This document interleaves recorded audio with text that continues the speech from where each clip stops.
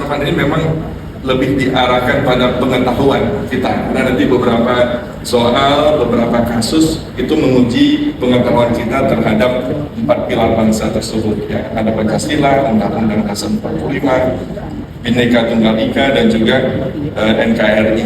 Dan mudah-mudahan pengetahuan ini akan menginternalisasikan pada kita dan akhirnya berdampak pada perilaku kita bersama. Jadi ke anak-anak Aceh memang anak-anak yang punya identitas kebangsaan yang kuat.